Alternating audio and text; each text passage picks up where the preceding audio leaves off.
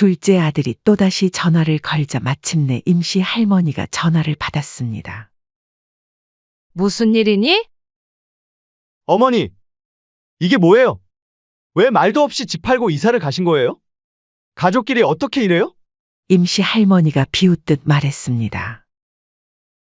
아이고, 너희가 언제 나를 가족이라고 생각했니? 내가 몸 아프다는 말 한마디에 귀찮아 하던 게 누구였지?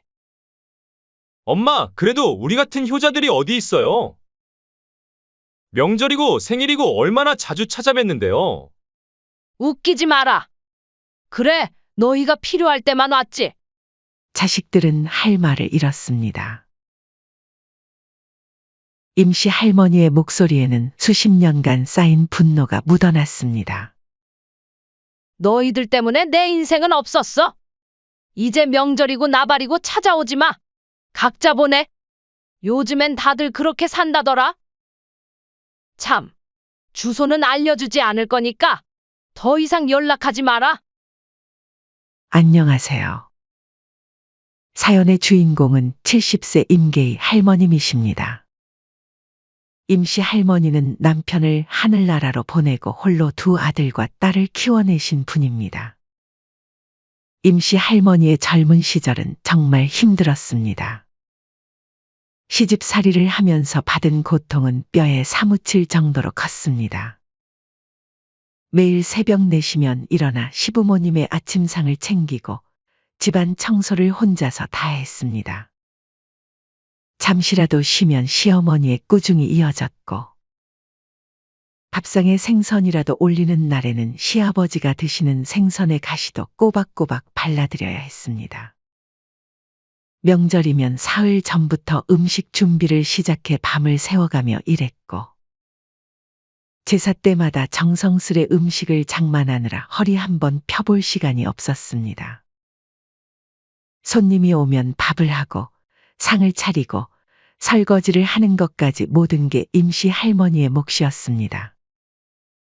하루도 편히 쉬어본 적이 없었고 힘들다는 말 한마디 꺼낼 수도 없었습니다. 시어머니는 임씨 할머니가 조금이라도 늦게 일어나거나 잠시라도 쉬려하면 요즘 며느리들은 게을러서 라며 시어머니 특유의 한숨을 내쉬곤 했습니다.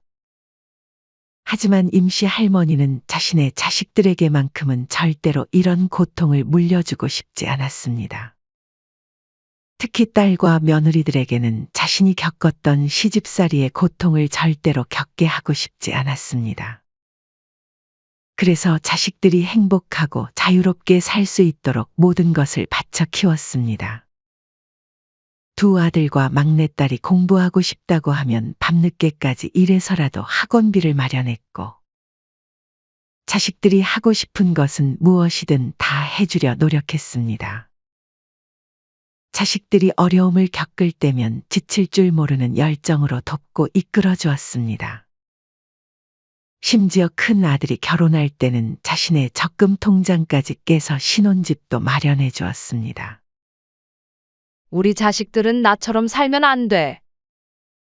내가 겪은 고생은 자식들한테 절대로 물려주지 말아야지.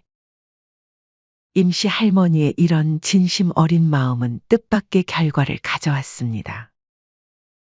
자식들이 결혼하고 각자의 가정을 꾸리면서부터 상황은 전혀 다른 방향으로 흘러가기 시작했습니다. 자식들과 며느리, 사위들은 시도 때도 없이 임씨 할머니의 집을 찾아왔습니다.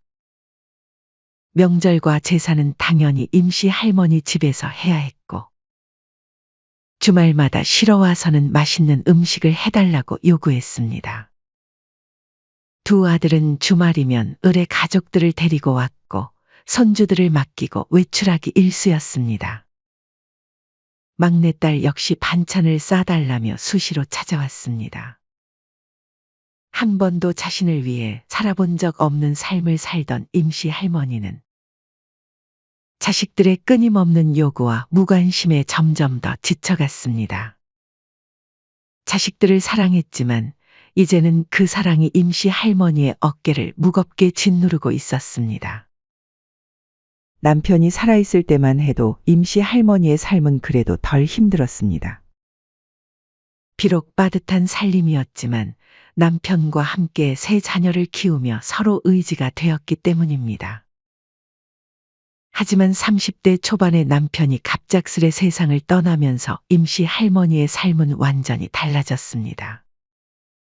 혼자서 자식 셋을 키우며 생계를 책임져야 했고, 끼니를 거르는 일도 잦았지만 자식들의 밥만큼은 꼭 챙겨주었습니다. 자식들이 모두 결혼하고 나서야 임시 할머니는 처음으로 혼자만의 시간을 가질 수 있었습니다. 식사도 한 끼 두 끼로 줄이고 반찬도 두세 가지만 해서 편하게 지내보려 했습니다. 평생 해온 밥차림이 이제는 지겨워질 만도 했으니까요. 하지만 임시 할머니의 소박한 바람은 오래가지 못했습니다. 나이가 들고 혼자 지내는 것을 걱정하던 자식들은 임시 할머니에게 자기들 집 근처로 이사 오라고 계속해서 권유했습니다. 결국 임시 할머니는 자식들과 가까운 곳으로 올라와 살게 되었습니다. 자식들과의 거리는 차로 10분 정도밖에 되지 않았고 덕분에 자식들의 왕래가 잦았습니다. 주변 사람들은 자식들과 가까운 거리에 사는 임시 할머니를 부러워했습니다. 자식들이 자주 찾아오고 손주들도 가까이에서 볼 수 있다니 얼마나 좋겠어요? 라는 말을 들을 때마다 겉으로는 웃어 보였지만 속으로는 깊은 후회가 밀려왔습니다. 왜냐하면 가까운 거리 덕분에 자식들은 임시 할머니를 늘 필요로 했고, 각종 요구와 부탁이 끊이질 않았기 때문이었습니다. 자식이 가까운 것이 꼭 좋은 것만은 아니라는 것을 깨달은 건 자식들이 각자 가정을 꾸리고 난 후였습니다. 자식들은 주말이면 어김없이 찾아왔고, 특히 둘째 아들은 아이들을 맡기는 일이 잦았습니다. 퇴근이 늦다는 핑계로 친구들과 약속이 있다는 이유로 의뢰 임시 할머니를 찾았습니다. 점점 더 많아지는 자식들의 요구는 임시 할머니를 점점 지치게 만들었고, 그녀의 소박한 일상은 다시 누군가를 돌보는 일로 채워지게 되었습니다. 어느 날도 마찬가지였습니다. 허리 통증 약을 먹고 겨우 누워 쉬려는데 둘째 아들의 전화가 걸려왔습니다. 엄마, 급한 일이 생겼어요. 아이들 좀 봐주세요. 내일 낮에 데리러 갈게요. 임시 할머니의 가슴이 철렁 내려앉았습니다. 내일은 일주일 전부터 예약해둔 중요한 병원 검진이 있는 날이었기 때문입니다. 영수야, 엄마가 내일 아침에 병원에 가야 해서 오늘은 손주들을 맡아주기 힘들겠구나. 임시 할머니의 목소리에는 미안함과 걱정이 함께 묻어났습니다. 하지만 둘째 아들의 반응은 예상 밖이었습니다. 병원? 엄마, 꼭 내일 가야 해요? 모레도 있고 주말도 있잖아요. 당장 아이들을 맡아줄 사람이 없다고요. 엄마가 조금만 도와주면 될 텐데 왜 이렇게 협조를 안 하세요? 둘째 아들의 말에 임시 할머니의 마음이 무너져 내렸습니다. 자신의 건강은 안중에도 없는 아들의 태도에 서운함이 북받쳤지만 임시 할머니는 결국 손주들을 맡을 수밖에 없었습니다. 밤새 아픈 허리를 붙잡고 손주들을 돌보며 뜬 눈으로 밤을 지새웠습니다. 손주들이 울 때마다 달래느라 한숨도 제대로 못 잤습니다. 다음 날이 되면 둘째 아들이 올 거라는 희망으로 버텼지만 약속한 시간이 지나도 둘째 아들은 오지 않았습니다. 결국 임시 할머니가 먼저 전화를 걸었습니다. 영수야, 애들 데리러 언제 올 거니? 엄마는 정말 힘들다. 수화기 너머로 들려오는 둘째 아들의 목소리는 피곤함이 가득했습니다. 엄마, 어제 술을 너무 많이 마셔서 오늘 너무 힘들어요. 그냥 오늘 저녁에 데리러 갈게요. 임씨 할머니는 순간 말문이 막혔습니다. 피곤함에 허리 통증까지 심해지는데 둘째 아들은 숙취를 핑계로 임씨 할머니의 고통은 안중에도 없었습니다. 급한 일이라더니 술약속이었어? 아이고, 이놈아 엄마도 이제는 몸이 예전 같지 않아. 떨리는 목소리로 겨우 이 말을 꺼냈지만 둘째 아들의 대답은 임씨 할머니의 가슴을 더욱 아프게 했습니다. 엄마는 늘 힘들어도 잘하셨잖아요. 조금만 더 봐줘요.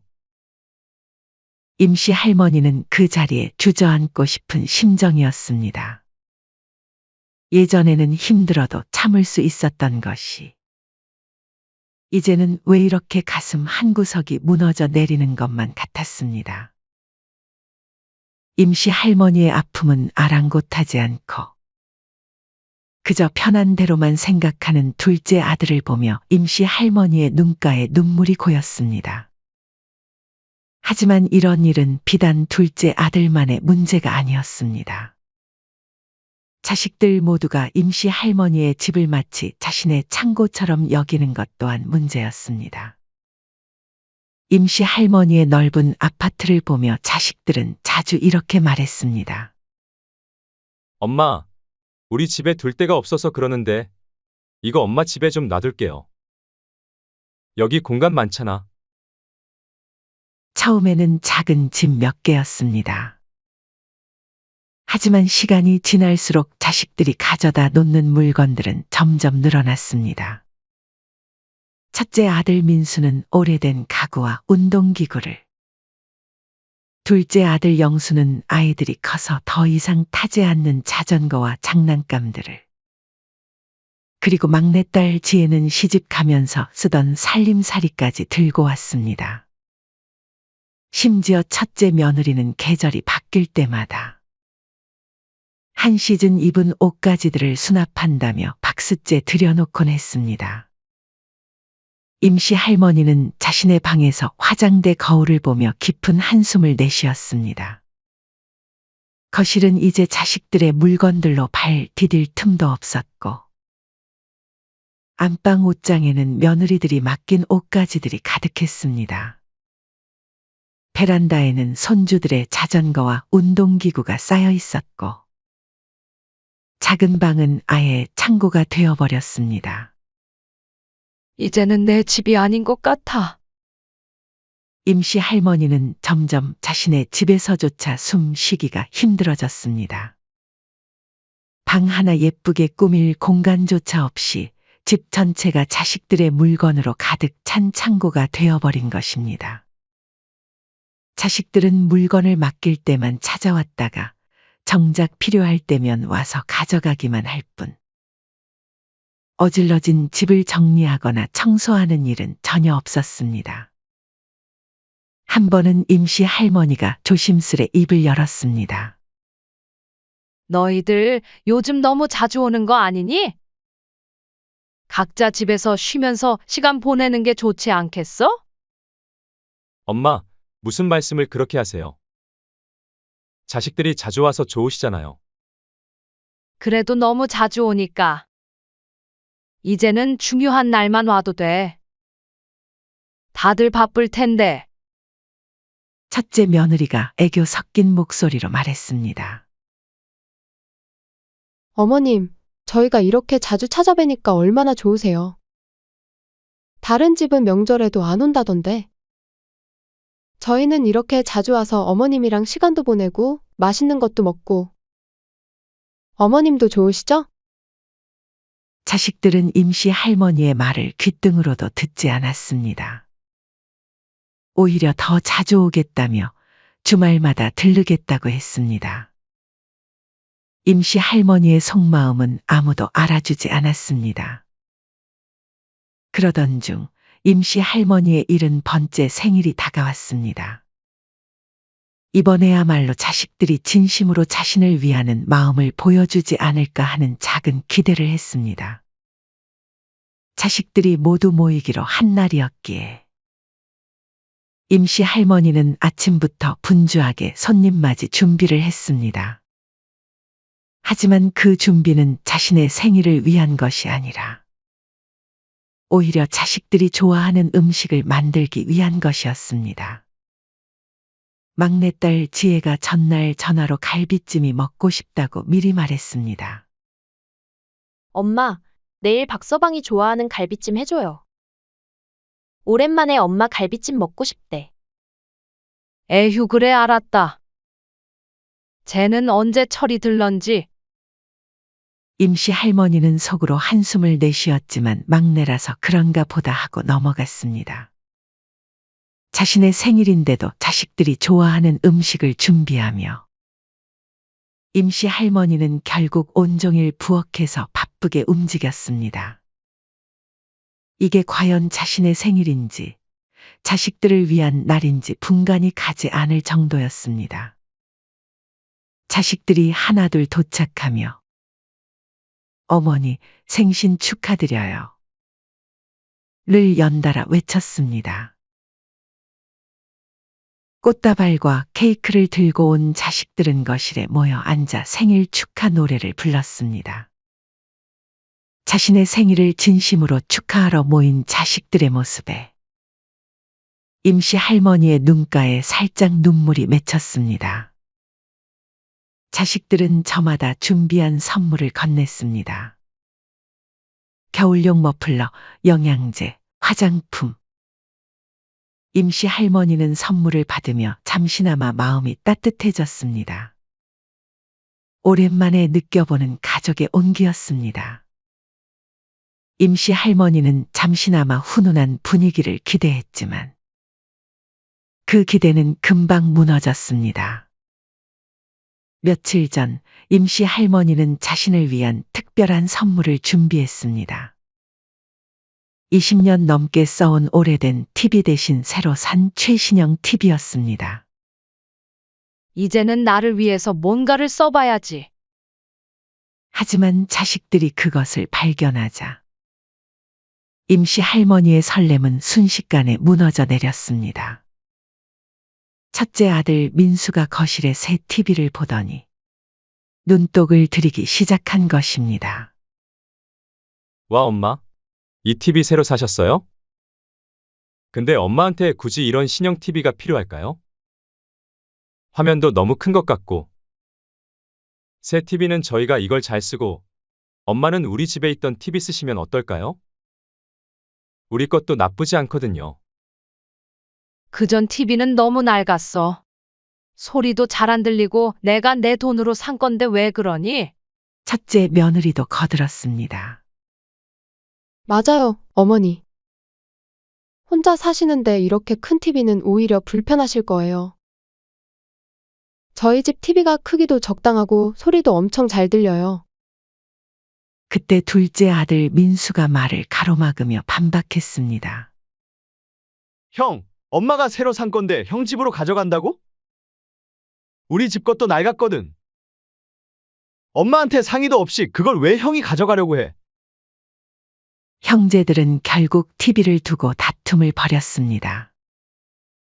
서로 자기 집에 필요하다는 이유로 싸우는 자식들의 모습에 임씨 할머니는 더 이상 할 말을 잃었습니다. 자신의 생일날 사온 선물마저 빼앗으려 하는 자식들을 보며 가슴 한켠이 아려왔습니다. 하지만 그것이 끝이 아니었습니다. 임씨 할머니의 생일 자리에서 딸이 문득 김장 이야기로 화제를 돌렸습니다. 아, 오빠들 그만 좀 해. 엄마 생신이잖아. 근데 엄마가 해주는 김치가 제일 맛있는데. 우리 이번에는 김장 크게 해요. 임씨 할머니는 한숨을 내쉬었습니다. 이제 엄마도 나이가 있어서 김장하기가 힘들어. 요즘은 사 먹는 김치도 맛있더구나. 하지만 딸은 임씨 할머니의 말은 귓등으로도 듣지 않았습니다. 아이, 엄마 김치가 제일 맛있다니까요. 사 먹는 김치랑은 비교도 안 되잖아요. 올해만 특별히 부탁드려요. 저도 도와드릴게요. 이 말을 듣고 있던 첫째 며느리와 둘째 며느리도 갑자기 관심을 보였습니다. 어머니, 저희도 와서 도와드릴게요. 김장하실 때 꼭 연락 주세요. 사위도 거들었습니다. 장모님, 김장값은 제가 다 드릴 테니까 너무 걱정하지 마세요. 장모님 김치가 워낙 맛있잖아요. 예나 지금이나 김장은 쉬운 일이 아니었습니다. 특히 혼자서 하기엔 더더욱 그랬죠. 임씨 할머니는 매년 김장철만 되면 허리가 휘청거릴 정도로 고된 노동을 해왔습니다. 예전엔 자식들이 어리다는 이유로, 이제는 자식들이 바쁘다는 이유로 늘 혼자서 김장을 도맡아 했습니다. 지난해에도 100포기가 넘는 김장을 하면서 임씨 할머니는 며칠 밤을 지새워야 했습니다. 절인 배추를 혼자 들어 올리다가 삐끗한 허리는 아직도 완전히 낫지 않았고, 찬물에 손을 담그다 생긴 관절염은 이제 고질병이 되어버렸습니다. 그렇게 힘들게 담근 김치였지만 정작 임씨 할머니의 몫은 겨우 10포기도 채 되지 않았습니다. 자식들은 김장이 끝나고 나서야 하나둘 찾아와 김치를 가져갔고, 그마저도 감사 인사 한마디 없었습니다. 이제는 나이가 들어 예전처럼 큰 김장을 하기가 힘들어졌습니다. 소박하게 지내는 것이 익숙해진 임씨 할머니에겐 이제 김장 대신 마트에서 사다 먹는 김치도 나쁘지 않았습니다. 하지만 자식들의 생각은 달랐습니다. 몸도 안 좋고 이제는 힘들어서. 임씨 할머니의 말이 채 끝나기도 전에 딸이 말을 잘랐습니다. 엄마, 걱정 마세요. 이번에는 제가 꼭 와서 도와드릴게요. 첫째 며느리도 달달 볶았습니다. 어머니, 올해는 저도 꼭 일찍 와서 도와드릴게요. 김치 담그실 때 꼭 불러주세요. 임씨 할머니는 쓴웃음을 지었습니다. 자식들의 말에 별다른 기대도 되지 않았지만 결국 김장을 하기로 약속했습니다. 새 TV는 첫째 아들이 가져가기로 하고, 김장은 자식들이 원하는 대로 하기로 한 채, 임씨 할머니의 70번째 생일은 그렇게 쓸쓸히 저물어 갔습니다. 자식들은 각자 원하는 것을 얻어 기분 좋게 돌아갔지만, 임씨 할머니의 마음속에는 깊은 서운함만이 남았습니다. 약속한 김장날이 다가왔습니다. 임씨 할머니는 새벽부터 일어나 배추를 절이기 시작했습니다. 딸과 며느리들이 도와주겠다고 했지만 아침이 되어도 아무도 오지 않았습니다. 미안해요, 엄마. 하필 오늘 학교에서 학부모 회의가 있다네. 친정 어머니가 편찮으시대요. 죄송해요, 어머니. 애 엄마가 몸이 안 좋다네요. 이런저런 핑계를 대며 결국 아무도 오지 않았습니다. 사위도 출장이 있다며 전화 한 통을 해줄 뿐이었습니다. 임씨 할머니는 또다시 혼자서 100포기의 김장을 시작해야 했습니다. 밤을 꼬박 새워가며 겨우 김장을 마쳤습니다. 손은 김치 양념에 벌겋게 부어올랐고 허리는 펴기조차 힘들었습니다. 그런데 김장이 끝났다는 소식을 듣고 딸이 그날 밤에 찾아왔습니다. 엄마, 오늘 고생 많으셨죠? 미안한데 김치 조금만 가져갈게요. 딸은 그렇게 말하면서 김치통을 여러 개 챙기기 시작했고, 결국 거의 70포기나 되는 김치를 잔뜩 쌓아 올렸습니다. 가져가는 김치의 양이 어마어마해지면서 임씨 할머니는 속이 타들어갔습니다. 아니, 이렇게 많이 가져가면 어떡하니? 다른 사람도 먹어야 하는데. 그때 딸이 주머니에서 봉투를 꺼내 임씨 할머니에게 건넸습니다. 딸은 아무렇지 않은 듯 웃으며 대꾸했습니다. 엄마, 여기 김치값이에요. 수고비로 10만 원 정도 넣었어요. 충분하죠? 사위가 주는 거니까 너무 고마워하지 않으셔도 돼요. 그리고 엄마, 결혼하면 딸은 출가 외인이라는 말도 있잖아요. 저도 시댁에 잘 보여야 하니까 이 정도는 이해해 주셔야죠. 엄마가 나 이해해줘야 내가 시댁에서도 인정받고 사랑받을 수 있는 거예요. 딸은 임시 할머니의 가슴이 철렁 내려앉는 것도 모르고 김치통을 바쁘게 챙기며 박서방이 참 엄마 생각 많이 한다 그죠? 라며 생색을 내듯 말했습니다. 고작 10만 원 주면서 사흘 내내 자기를 고생시키고선 시댁 챙기느라 바쁜 딸의 모습에 임시 할머니는 서운할 수밖에 없었습니다. 다음 날엔 첫째 며느리가 찾아왔습니다. 어머니, 저도 김치 좀 가져갈게요. 남편이 어머니 김치 아니면 밥을 못 먹겠다고 해서요. 어머니도 아시죠? 애들도 김치 없으면 잘 안 먹는 거. 임시 할머니는 할 말을 잃었습니다.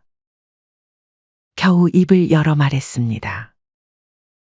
예, 이번엔 좀 덜 가져가면 안 될까? 나도 먹을 게 필요하단다. 첫째 며느리는 고개를 갸웃하며 얄미운 미소를 지으며 말했습니다. 아유, 어머니. 혼자서 얼마나 드시겠어요? 어머니는 조금만 있어도 되잖아요. 저희가 다 맛있게 먹어드릴 테니까요. 걱정하지 마세요. 그 순간 둘째 며느리가 집 안으로 들어섰습니다. 김치통을 보더니 얼굴을 찌푸리며 투덜거렸습니다. 어머니, 김치가 왜 이렇게 적어요? 이번엔 조금밖에 안 하신 건가요? 어머니가 너무 적게 담가서 가져갈 게 없잖아요. 저희 집도 다들 김치 좋아해서 가져가야 하는데 이거 가지고 되겠어요? 결국 자식과 며느리들은 하나둘씩 김치를 가져갔고 임시 할머니의 몫으로 남은 것은 고작 2포기뿐이었습니다. 사흘 동안 허리가 휘청거릴 정도로 힘들게 담근 100포기의 김치 중 정작 임시 할머니에게 남은 것은 겨우 이것뿐이었습니다. 임시 할머니는 김치통들을 정리하며 깊은 생각에 잠겼습니다. 집안에는 김치를 가져간 자식들의 흔적만이 남아 있었고 그 흔적 속에서 홀로 남겨진 자신의 모습을 실감했습니다. 손끝에는 여전히 매운 김치 양념이 묻어 있었지만 마음속의 씁쓸함은 그것보다 더 깊었습니다. 참, 이렇게 고생해서 만든 걸 다들 가져가 버리고 나에게는 고작 이것뿐이구나. 그러던 와중에 임시 할머니는 거실 한쪽에 놓인 달력을 바라보았습니다. 거기에는 붉게 표시된 날짜가 눈에 들어왔습니다. 다음 주 친척들도 함께 모이는 가족 모임이 예정되어 있었습니다.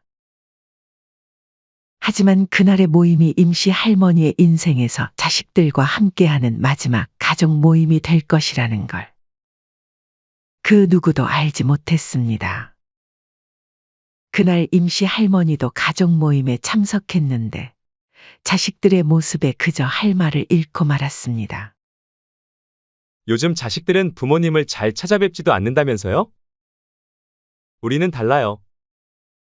저희는 일주일에 한 번은 꼭 어머니 댁에 가서 살펴드리고 있어요. 우리 어머니는 정말 복 받으셨죠. 저희가 이렇게 잘 모시고 있으니까요.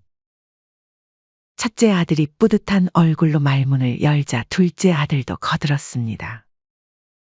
맞아요. 어머니 혼자 계시면 얼마나 외로우시겠어요.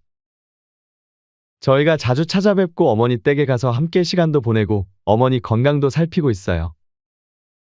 딸은 더했습니다. 저번엔 다 같이 김장도 했는데 엄마 김치 맛있다고 주변에서 다들 칭찬이에요. 임시 할머니는 그 자리에서 쓴웃음만 지을 뿐이었습니다. 새 TV를 빼앗다시피 가져간 첫째 아들. 아픈 몸을 이끌고 손주를 봐준 것도 모자라 술 마시고 늦잠 잔 둘째 아들. 김장은 도와주지도 않고 시어머니 선물할 김치만 챙겨간 딸. 자식들은 실제로는 임시 할머니에게 무리한 요구만 하면서도 남들 앞에서는 효자인 척 생색을 내고 있었습니다. 임시 할머니는 그제야 깨달았습니다. 자식들이 자주 오는 것은 결국 자신들의 필요를 채우기 위해서였던 것입니다. 찾아올 때마다 무언가를 요구하고 가져가고 부탁하기 바빴습니다. 자식들에게 임시 할머니는 그저 필요할 때만 찾는 도구 같은 존재였던 것입니다. 임시 할머니는 분노가 치밀어 올랐습니다. 이제는 끝내야겠구나. 임시 할머니는 그날 밤 더 이상 자식들의 요구에 휘둘리지 않겠다는 결심을 했습니다. 임시 할머니는 오랜 시간 자식들을 위해 희생하며 살아왔지만 이제는 더 이상 자신의 인생을 그들에게 맡길 수 없다는 생각이 들었습니다. 밤새 고민 끝에 임시 할머니는 큰 결심을 하게 됩니다. 이제는 나를 위해 살아야겠다. 다음 날 아침 임시 할머니는 일찍 집을 나섰습니다. 목적지는 경기도 외곽의 한 빌라 단지였습니다. 부동산을 통해 며칠째 알아보던 곳이었습니다. 지하철역에서 조금 떨어져 있었지만 오히려 그게 임시 할머니의 마음에 들었습니다. 자식들이 쉽게 찾아올 수 없는 곳. 하지만 임시 할머니 혼자 살기에는 더없이 좋은 환경이었기 때문입니다. 빌라 단지 앞에는 큰 마트가 있었고 걸어서 5분 거리에 병원과 약국이 있었습니다. 가까운 곳에 문화센터도 있어 취미 생활을 하기에도 좋았습니다. 특히 마음에 든 것은 단지 내 작은 정원이었습니다. 여기 정원에서 꽃도 가꾸고 이웃들과 이야기도 나누면 좋겠네. 임시 할머니는 그 자리에서 계약을 결정했습니다. 오랫동안 살았던 집을 떠나는 게 쉬운 결정은 아니었지만 새로운 삶에 대한 기대감이 두려움을 덮었습니다. 집으로 돌아온 임시 할머니는 바로 짐 정리를 시작했습니다. 자식들이 맡겨놓은 물건들을 보며 쓴웃음이 났습니다. 이제 이런 것들과도 작별해야겠구나. 어차피 맡겨놓고 찾지도 않는 물건들. 거실 구석에 쌓인 첫째 아들의 운동기구, 둘째 아들이 몇 년째 맡겨둔 자전거들, 며느리들이 맡긴 계절옷들. 이제는 더 이상 자식들의 창고로 남아있지 않겠다는 생각에 마음이 시원했습니다. 임시 할머니는 근처 중고상점에 연락했습니다. 이거 다 가져가세요. 이제 나한테는 필요 없는 것들이에요. 자식들이 그렇게 중요하다며 맡겨놓고 정작 찾으러 오지도 않는 물건들. 첫째 아들의 오래된 운동기구와 둘째 아들의 자전거는 중고로 팔아버렸습니다. 며느리들이 맡긴 옷들은 재활용센터에 기부했습니다. 짐을 정리하면서 번 돈으로 임시 할머니는 새로운 가구를 샀습니다. 혼자 살기 좋은 작은 식탁, 편한 1인용 소파, 그리고 새 TV까지. 모두 임시 할머니의 취향대로 골랐습니다. 이사 날짜는 일주일 후로 잡았습니다. 자식들에게는 아무 말도 하지 않기로 했습니다. 어차피 그들은 임시 할머니가 필요할 때만 찾아왔으니까요. 이제는 정말로 임시 할머니 자신만을 위한 삶을 살 때였습니다. 마지막 짐을 싸면서 임시 할머니의 마음은 이상하게 가벼워졌습니다. 이 집에서 자식들을 키우며 희생하고 봉사했던 시간들이 주마등처럼 스쳐 지나갔지만 이제는 그 무거운 짐을 내려놓을 때가 된 것입니다. 자식들이 맡겨놓은 물건들도 그동안의 희생도 모두 놓아버리기로 했습니다. 설날이 다가왔습니다. 자식들은 늘 하던 대로 임시 할머니의 집으로 모였습니다. 자식들과 며느리는 차례 음식을 실컷 먹고 갈 생각과 혹시나 어머니에게서 콩고물이라도 떨어지지 않을까 하는 기대감에 들떠 있었죠. 어머니가 이번에도 불고기 해주셨겠지? 나는 동그랑땡이랑 잡채가 제일 좋더라. 설날 음식은 엄마 집이 최고야. 손도 크시니까 한동안 몇 끼 먹을 거리도 챙겨갈 수 있고. 자식들은 서로 이런 대화를 나누며 현관문 비밀번호를 눌렀습니다. 첫째 아들 민수가 익숙한 듯 번호를 누르자 삐빅 소리와 함께 경고음이 울렸습니다. 엄마가 비번을 바꾸셨나? 둘째 아들 영수가 다시 한번 눌러보았지만 여전히 문은 열리지 않았습니다. 며느리들은 벌써부터 투덜거리기 시작했습니다. 어머님 이런 적 없으신데? 추운데 왜 이러시나? 전화라도 한 통 주셨어야 하는 거 아닌가요? 딸은 짜증 섞인 목소리로 말했습니다. 엄마한테 전화해봐. 빨리. 첫째 아들이 초인종을 누르며 동시에 전화를 걸어보았지만 신호음만 계속 울릴 뿐이었습니다. 이상한 생각에 현관문을 자세히 보니 그 옆에는 쪽지 한 장이 붙어 있었습니다. 이사 갔음. 더 이상 찾아오지 말 것. 순간 모두의 얼굴에서 핏기가 싹 가셨습니다. 자식들과 며느리들은 서로의 얼굴만 멍하니 바라보았습니다. 엄마!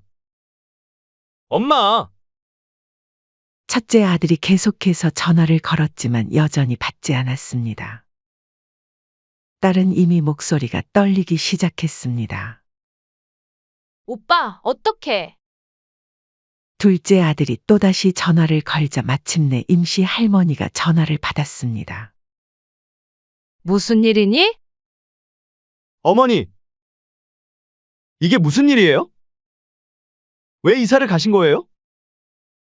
우리가 가족인데 이럴 수 있어요?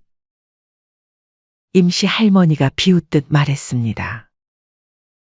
너희가 언제 나를 가족이라고 생각했니? 내가 몸 아프다는 말 한마디에 귀찮아하던 게 누구였지? 엄마, 그래도 우리 같은 자식들이 어디 있어요? 얼마나 자주 찾아뵀는데. 자주? 웃기지 마라. 그래, 너희가 필요할 때만. 밥 얻어먹으러 오고 반찬 얻어가고 손주 맡기러 오는 게 다였잖아. 내가 그동안 바보였지. 자식들은 할 말을 잃었습니다. 임시 할머니의 목소리에는 수십 년간 쌓인 분노가 묻어났습니다. 내가 너희들 키우느라 평생을 바쳤다. 남편 없이 홀로 고생하면서도 한 번도 불평하지 않았어. 그런데 너희들은? 어미를 벗겨 먹으려고만 하고 이제는 지긋지긋해. 내 남은 인생은 내가 살 거야. 첫째 며느리가 끼어들었습니다. 어머님, 저희가 잘못했어요. 이제부터 잘할게요. 제발 돌아오세요. 돌아오라니? 이제 시작이다. 내 인생의 진짜 시작? 너희들 때문에 그동안 내 인생이 없었어? 이제는 나 하나만 생각하고 살 거야. 아, 참고로 말하는데 주소는 안 알려줄 거야? 그러니까 더 이상 연락하지 마라. 엄마, 그럼 이번 명절은요? 김장은요? 저희 어떡하라고. 임시 할머니의 목소리가 더욱 차가워졌습니다. 이제 명절이고 나발이고 너희들끼리 알아서 해. 김장도 니들이 하든가 사 먹든가. 난 이제 모른다. 그리고 내 집에 두고 간 니네 짐들. 다 팔아버렸다. 돈은 내가 잘 썼으니까 걱정 마라. 자식들은 임시 할머니의 단호한 목소리에 말문이 막혔습니다. 엄마, 주소라도 알려주세요. 저희가 잘못했어요. 한 번만 용서해 주세요. 딸이 울먹이며 말했습니다. 용서는 해줄 수 있어. 하지만 다시는 예전처럼 돌아가지 않을 거다. 이제부터는 명절이든 제사든 생일이든 일절 찾아오지 마라. 각자 보내자. 앞으로는 너희도 명절에 여행도 가고 집에서 쉬면서 시간 보내. 요즘엔 다들 그렇게 산다더라. 난 이제 내 인생의 봄날을 마음껏 즐기려고 해. 엄마, 그리고 임씨 할머니는 전화를 끊었습니다. 그로부터 몇 달이 지났습니다. 임씨 할머니는 새로운 동네에서 정말 행복한 나날을 보내고 있었습니다. 요즘 임씨 할머니는 문화센터에서 그림을 배우고 동네 친구들과 등산도 다니고 가끔은 친구들과 여행을 떠나기도 합니다. 더 이상 누구의 눈치도 보지 않고 누구의 부탁도 들어주지 않아도 되는 자유로운 삶. 이 평화로운 일상을 다시 잃고 싶지는 않았습니다. 물론 그로부터 자식들의 연락은 끊이지 않았습니다. 엄마. 애들이 할머니 보고 싶대요. 한 번만이라도. 어머니, 몸은 편찮지 않으신가요? 걱정돼서 잠이 안 와요. 엄마, 이번 명절에는 정말 아무 데도 못 가요? 그래도 가족인데. 명절 때마다, 생일 때마다 문자를 보내왔지만 임씨 할머니는 답장하지 않았습니다. 그래도 내 자식들인데. 문자가 올 때마다 임씨 할머니는 한숨을 내쉬었습니다. 가끔은 마음이 흔들릴 때도 있었습니다. 하지만 그때마다 지난 날들이 떠올랐습니다. 자신의 몸이 아파도 아랑곳하지 않던 모습들, 자신의 집을 창고처럼 쓰던 행동들, 김치를 담가도 감사함 하나 없이 가져가기만 하던 모습들. 창밖으로 바라보며 임씨 할머니는 깊은 생각에 잠겼습니다. 문득 문화센터 친구들과 나눈 이야기가 떠올랐습니다. 임씨, 그래도 자식인데 한번 만나보는 게 어때요? 맞아요. 자식 잘못 키워도 자식이라잖아요. 임씨 할머니는 이제 새로운 고민에 빠졌습니다. 여러분은 어떻게 하실 건가요? 자식들과 며느리들을 용서하고 주소를 알려주고 다시 한번 관계를 회복하는 게 좋을까요? 아니면 지금처럼 소소히 연락만 주고받으며 이 평화로운 일상을 지켜나가는 게 좋을까요? 여러분의 의견을 댓글로 남겨주시면 감사하겠습니다. 임씨 할머니 역시 댓글을 직접 정성껏 읽어보겠다고 하십니다. 가끔은 정답이 없는 선택에서 여러분의 작은 조언이 큰 도움이 될 수 있다고 생각합니다. 사연은 여기까지였습니다. 시청해 주셔서 감사합니다.